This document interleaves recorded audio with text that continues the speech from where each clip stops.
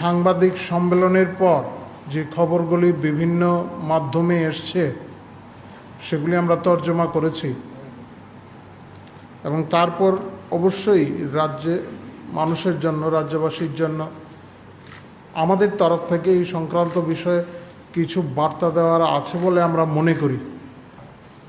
কারণ যেভাবে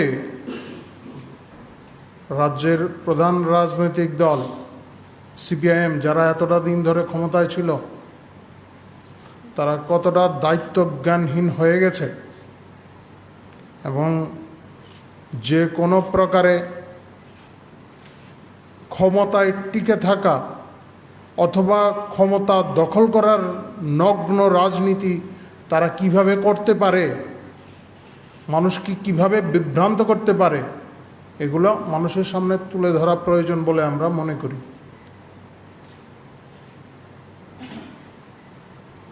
আপনারা জানেন, রাজ্যের প্রত্যেকটি মানুষ, সচেতন মানুষ জানেন, স্বশাসিত জেলা পরিষদের নির্বাচন প্রায় আসন্ন। বর্তমান যে কোভিড মহামারীর কারণে, অতিমারি, তার কারণে বিষয়টা একটু পিছিয়ে গেছে। তাছাড়া নগর এলাকার নির্বাচনও আসন্ন, এইগুলো ঘোষণার বাকি মাত্র।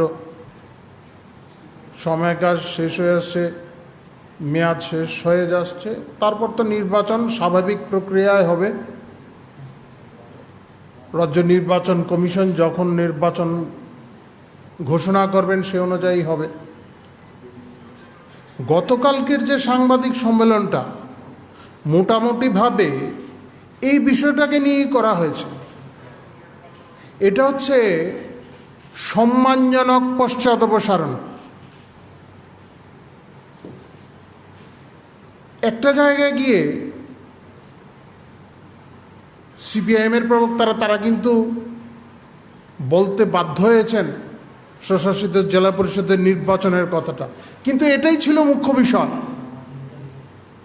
তারা জানেন আগামী নির্বাচনগুলিতে তারা প্রার্থীও খুঁজে পাবেন না।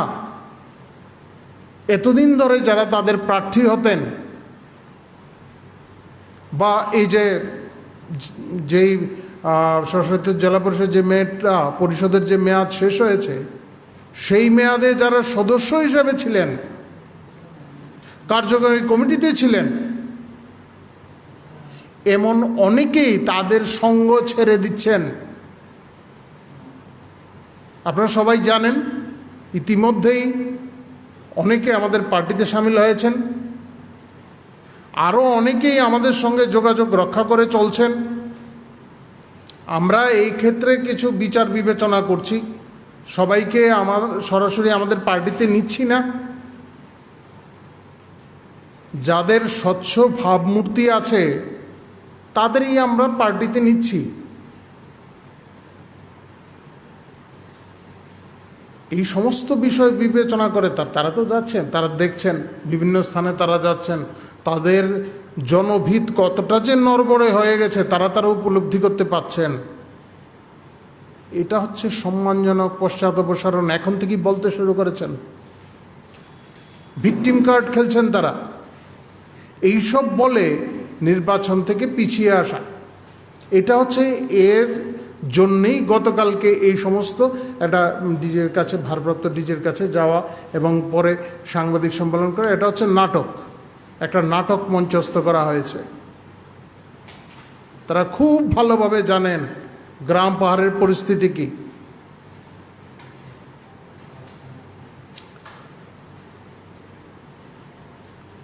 আইন শৃঙ্খলা নিয়ে মানে আষাঢ়ে গল্প শোনালেন।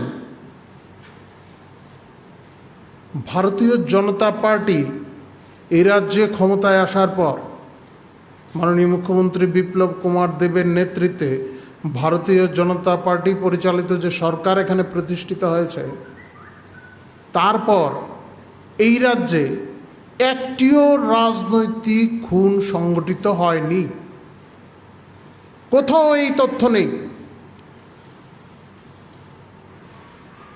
এটা প্রথম বিধানসভা নির্বাচন এই রাজ্যে, যেখানে নির্বাচনের পর কোনো ধরনের রাজনৈতিক সন্ত্রাসে কেউ নিহত হয়নি।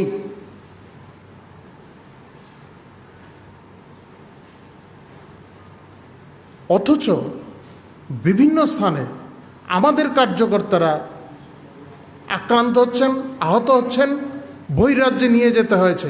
এই পরিসংখ্যান আপনাদের কাছে আমি দিচ্ছি না, কারণ নিয়মিত এই সমস্ত বিষয়গুলি খবরের কাগজে আসছে, টিভিতে দেখানো হচ্ছে। আমরা শাসক দল, এখন আমরা শাসক দল, শাসক দলের কার্যালয় পুড়িয়ে দেওয়া হচ্ছে। এই ধরনের ঘটনা ঘটেছে, আপনাদের খবরের কাগজে এগুলি বেরিয়ে এসছে। স্বাভাবিকভাবে সেই সমস্ত ক্ষেত্রে পুলিশ ব্যবস্থা নেবে, আমরা তাই প্রত্যাশা করি, কিছু ক্ষেত্রে নিচ্ছেও। তিনি বলছেন তাদের নাকি পার্টি অফিস পোড়া গেছে। যে হিসাব দেখিয়েছেন তাতে সরকারি জমিতে যে তাদের বাড়ি ছিল সেগুলি সরকারি উদ্যোগে যেগুলি ভেঙে দেওয়া হয়েছে তার হিসাবও জুড়ে দেওয়া হয়েছে। কিছু ক্ষেত্রে তো তারা নিজেরাই এই অগ্নিসংযোগ করিয়েছেন। এই আগরতলা শহরের মধ্যে কিছু জায়গা আছে, তাদের ছেলেগুলেরা এই সমস্ত কাজ করেছে।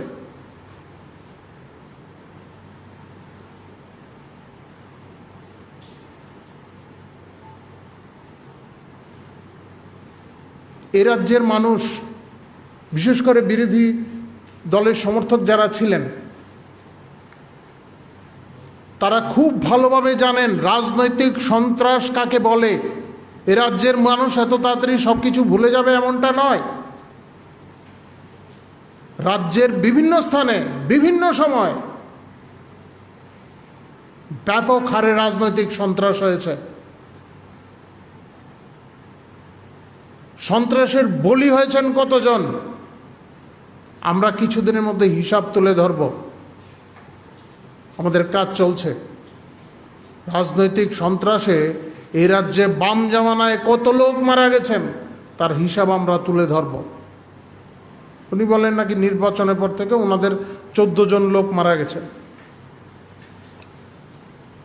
বিজেপির আক্রমণ। অদ্ভুত ব্যাপার। নামগুলি দিন, নামগুলি দিলে তদন্ত হবে। কেউ আত্মহত্যা করলো কিংবা হৃদরোগে আক্রান্ত হয়ে মারা গেল, তার দায় আমাদের উপর চাপিয়ে দেবেন নাকি?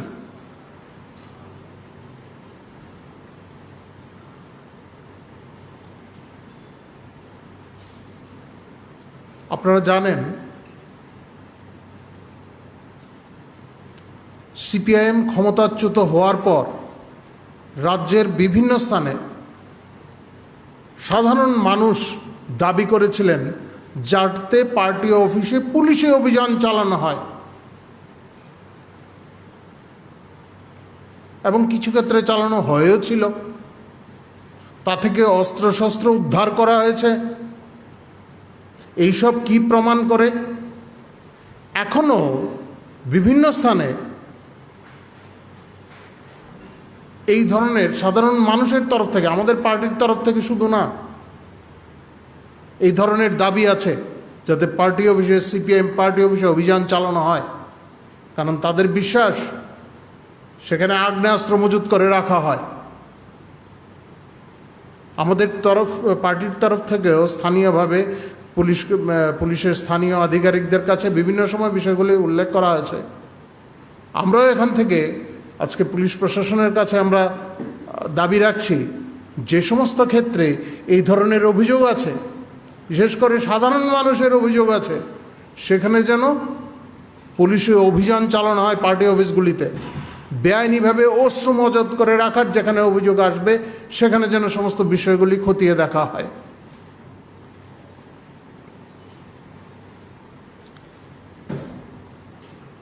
পাশাপাশি আপনারা সবাই দেখে থাকবেন, সিপিআইএম ক্ষমতাচ্যুত হওয়ার পর এই রাজ্যে বিভিন্ন এলাকায় যে একটা মাফিয়া রাজ ছিল তা কিন্তু চুরমার করে দেওয়া হয়েছে। প্রশাসনিকভাবে এমন সব ব্যবস্থা নেওয়া হয়েছে যাতে মাফিয়ারাজ যাতে কোনোভাবে কায়েম না হতে পারে। অনেকেই গ্রেপ্তার হয়েছে, অনেকেই নিজেদের সংযত করে নিয়েছেন। এখন আবার সিপিআইএমের কিছু নেতা এই সমস্ত বিষয়ে মদদ দিতে শুরু করেছেন, তাদের সংঘবদ্ধ করার চেষ্টা করছেন। কয়েকটি স্থানে ভারতীয় জনতা পার্টির কার্যকর্তাদের উপর যে হামলা হয়েছে, সেই হামলা থেকে এই বিষয়গুলি স্পষ্ট। তবে মনে রাখতে হবে, যারাই এই ধরনের আইন শৃঙ্খলা অবনতি ঘটানোর চেষ্টা যারা করবেন, তারা অবশ্যই মনে রাখবেন এই রাজ্যে ভারতীয় জনতা পার্টি পরিচালিত একটি সরকার রয়েছে, আর এর মুখ্যমন্ত্রী বিপ্লব কুমার দেব। কোনোভাবেই এই ধরনের বেআইনি কার্যকলাপ হতে দেওয়া যাবে না, হবে না এই রাজ্যে এই ধরনের কার্যকলাপ। অতীতে যেই ধরনের কাজ এই রাজ্যে হয়েছে তা কোনোভাবেই আর বাড়তে দেওয়া যাবে না। যারা তাদের উস্কানিতে সামিল হচ্ছেন, প্ররোচিত হচ্ছেন, তারা নিজেদের সংযত করে নিলেই ভালো। স্বাভাবিকভাবে পুলিশ কিছু কিছু ক্ষেত্রে ব্যবস্থা নিচ্ছে বিভিন্ন স্থানে। আমি জায়গাগুলি আর বলছি না, এগুলি খবরের কাগজে বিভিন্ন সময় বেরিয়েছে, আমিও বলেছি। যারা এই ধরনের কার্যকলাপের সঙ্গে যুক্ত তাদের বিরুদ্ধে পুলিশ ব্যবস্থা কিছু কিছু ক্ষেত্রে নিয়েছে। যারা অভিযুক্তরা আছে তাদের যাতে সবাইকে গ্রেপ্তার করা হয়, তাদের যাতে আইনি প্রক্রিয়ায় তাদের শাস্তি বিধান করা হয়, সেই দাবিও আমরা জানাচ্ছি। বিভিন্ন স্থানে দেখা যাচ্ছে পরিকল্পনা মাফিক আন্দোলনের নাম করে আমাদের কার্যকর্তাদের উপর হামলা সংগঠিত করা হচ্ছে। আমাদের পার্টির তরফ থেকে একটা কার্যকর্তাদের কাছে নির্দেশ আছে যাতে আমাদের কার্যকর্তারা কোথাও এই ধরনের পাল্টা আক্রমণের ফাঁদে না পড়েন। আক্রান্ত হলে দ্রুত যাতে পুলিশকে জানান।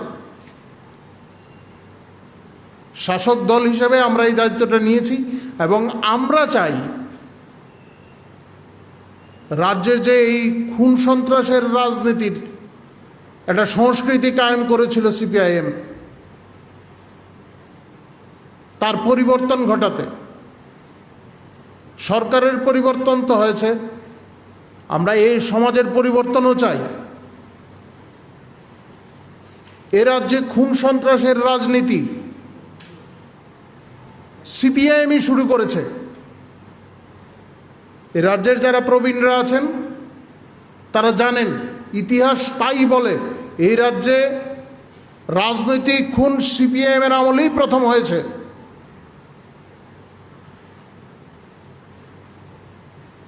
এখনো তারা এই ধরনের অপচেষ্টা চালিয়ে যাচ্ছেন।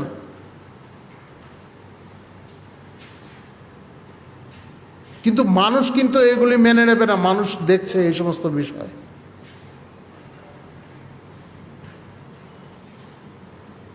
রাজনীতিতে দুর্বৃত্তায়ন, এটা এই রাজ্যে সিপিআইএমের আমদানি।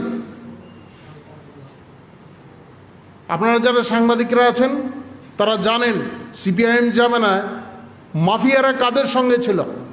ভূমাফিয়াই হোক আর অন্যান্য বিভিন্ন বিষয়ে যারা যুক্ত, যারা নেশা কারবারের সঙ্গে যুক্ত, সেই মাফিয়ারা কাদের সঙ্গে ছিল, তাদের রাজনৈতিক পরিচয় কি।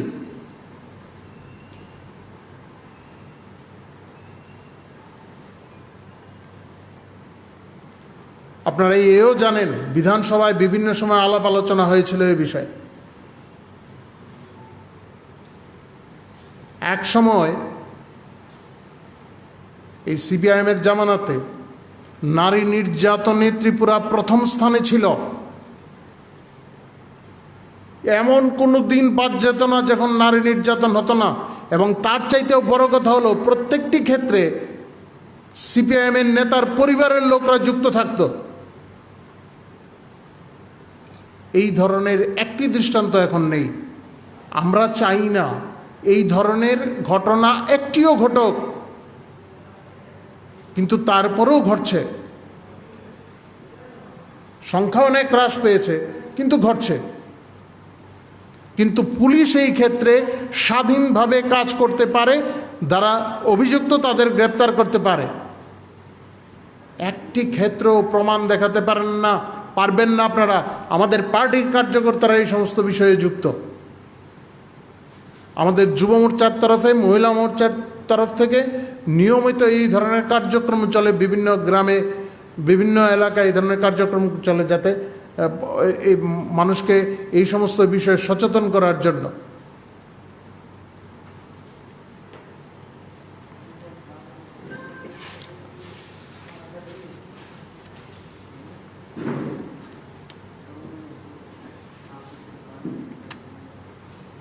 বাম জামানায় কি পরিমাণ খুন হয়েছে, প্রতিটি নির্বাচনের পরে কি ধরনের সন্ত্রাস হয়েছে তা আপনারা সবাই জানেন। সে সময় যারা বিরোধী দলে ছিলেন তাদের সিংহভাগই এখন আমাদের সঙ্গে আছেন। আপনারা যারা সাংবাদিকতা করছেন তারাও জানেন কি ধরনের সন্ত্রাসটা হতো। আমরা এই সব ভুলে গেছি এমনটা কিন্তু নয়। আমরা এই ধরনের সংস্কৃতি বদলে দিতে চাইছি, ফলে আমরা ক্ষমা সুন্দর দৃষ্টিতে বিষয়গুলি দেখছি। সিপিআইএমের নেতারা কি ধরনের সন্ত্রাস করতেন এখনও ওই সমস্ত এলাকায় গেলে আলোচনা করলে শোনা যায়।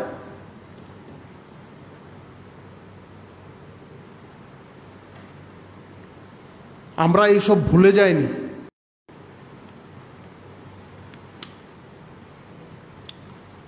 এই নির্বাচন, বিধানসভা নির্বাচন, 18 যে বিধানসভা নির্বাচন গেল, নির্বাচনের চলাকালীন সময়ে হুমকি দেওয়া হয়েছে। তাদের নেতারা কিভাবে হুমকি দিয়েছেন সব আপনারা জানেন। নির্বাচনোত্তর পরিস্থিতি আমাদের কার্যকর্তারা যখন বিভিন্ন এলাকায় গেলেন, বিলোনিয়ায় দেখেছেন, এই খবরের কাগজে ছবি এসছে, বড় বড় গর্ত করে রাখা হয়েছে। বিরোধী দলের কর্মীদের নাকি সেখানে কবর দেওয়া হবে। পুলিশের উপস্থিতিতে এগুলি উদ্ধার হয়েছে। সন্ত্রাসের এই নমুনা মানুষ উপলব্ধি করতে পেরেছে।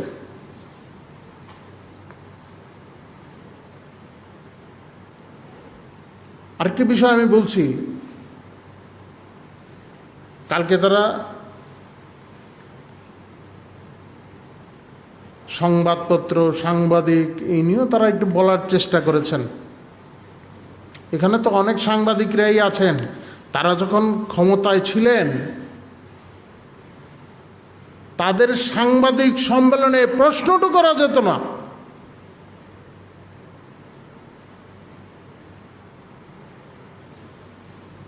অনেকেই তাদের রক্তচক্ষুর সামনে প্রশ্নও করতে পারতেন না। ভূতের মুখে রাম নাম। তাদের আমলে বহু পত্রিকা আছে এখানে, যাতে এই পত্রিকা আগরতলা শহরের বাইরে না যেতে পারে তার জন্য ব্যবস্থা নেওয়া হয়েছিল, এবং এই ব্যবস্থার প্রাতিষ্ঠানিক রূপ নিয়েছিল। শুধু তাদের ক্যাডাররা বাধা দিত তাই না, প্রশাসনিকভাবেও ব্যবস্থা নেওয়া হয়েছিল যাতে পত্রিকা অন্যত্র যেতে না পারে।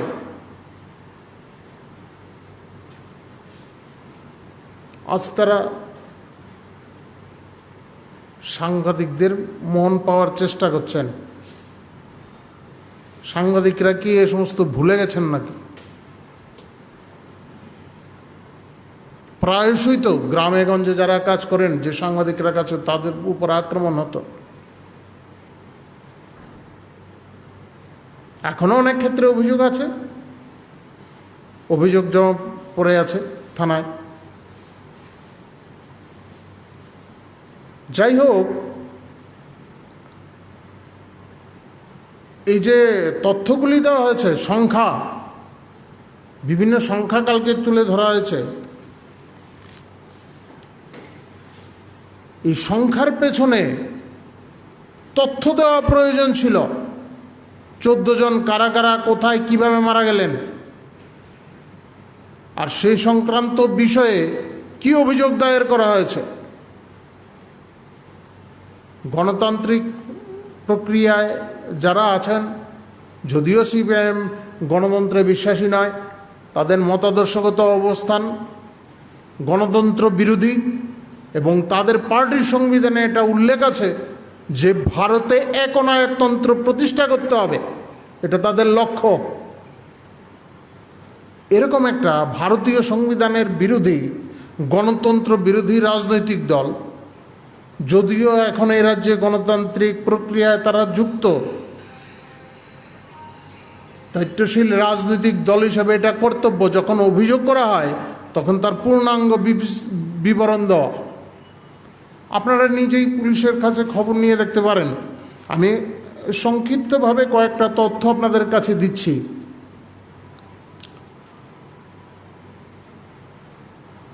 বিভিন্নভাবে বিভিন্ন ধরনের আইন শৃঙ্খলা জড়িত বিভিন্ন বিষয়, যার যে সংখ্যা, সেই সংখ্যা অনুযায়ী দেখা যাচ্ছে ওই যে চুরি ডাকাতি বিভিন্নভাবে হয়, এগুলি 2018 সালে ছিল 364টি অভিযোগ।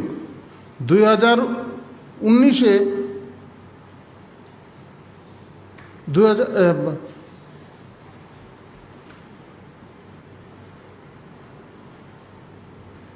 2020-তে 2020-এ এটা 269টিতে এসে দাঁড়ায়।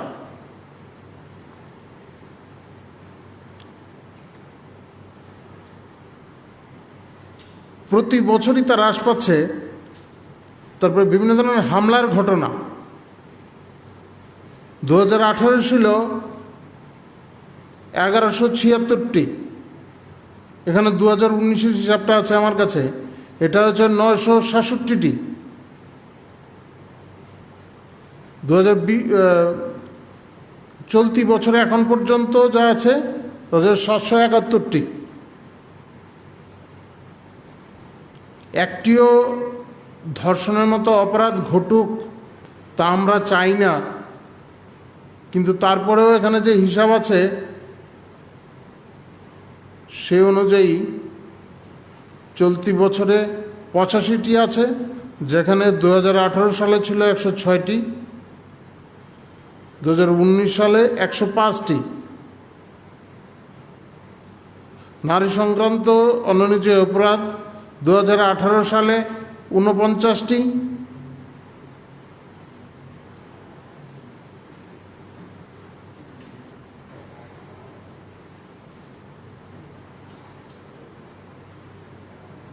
এবং পরবর্তী সময়ে তা অনেকটা হ্রাস পেয়েছে।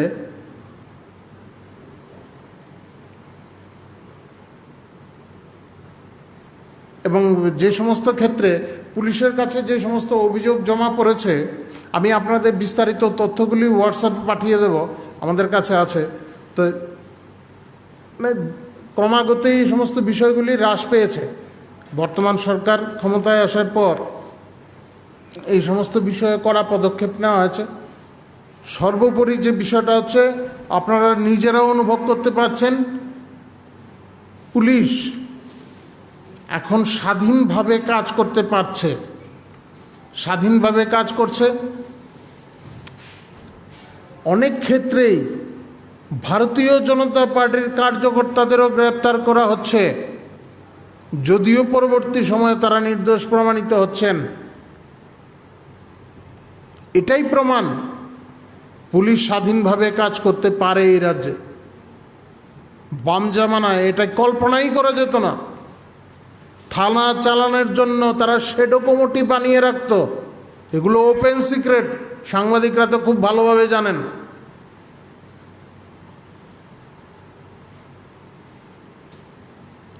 যাই হোক, সিপিএম মানুষকে যেভাবে বিভ্রান্ত করতে চাইছে, আমাদের বিশ্বাস মানুষকে এইভাবে বিভ্রান্ত করা যাবে না, কারণ তাদের এতকাল রাজত্বে মানুষ বুঝতে পেরেছেন এ রাজ্যে কি হয়েছে।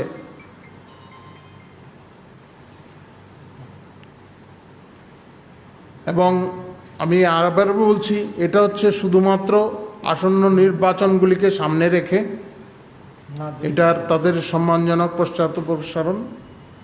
এবার আপনাদের যদি কোনো বিষয় জিজ্ঞাসা থাকে।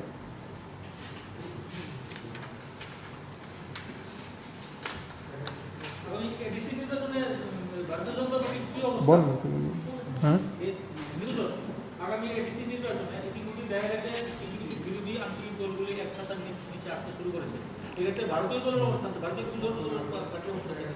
না, যে কোনো রাজনৈতিক দল সংঘবদ্ধ হতে পারে, এটা গণতান্ত্রিক প্রক্রিয়ার মধ্যে যারা আছেন যে কেউ রাজনীতিতে আসতে পারেন, তাতেও কোনো বাধা নেই। কিন্তু যাদের বিরুদ্ধে খুন সন্ত্রাসের অভিযোগ আছে সুনির্দিষ্টভাবে, যারা এই রাজ্যে অশান্তির বাতাবরণ তৈরি করতে চেয়েছেন বা চাইছেন, তাদের জন্য আইনি ব্যবস্থা তো আছেই। আইনি ব্যবস্থা, তারা কেউ রাজনীতিতে আসতে পারবেন না এরকম না। গণতান্ত্রিক প্রক্রিয়ায় কেউ আসতে চাইলে তো নিশ্চয়ই আসতে পারেন, তাতে তো কোনো বাধা নেই। এবং আমাদের পক্ষেই কথা বলতে হবে এমনও কোনো কথা নেই, কিন্তু কার কি উদ্দেশ্য আছে এর পেছনে সেটা নিশ্চয়ই বিবেচনার বিষয়।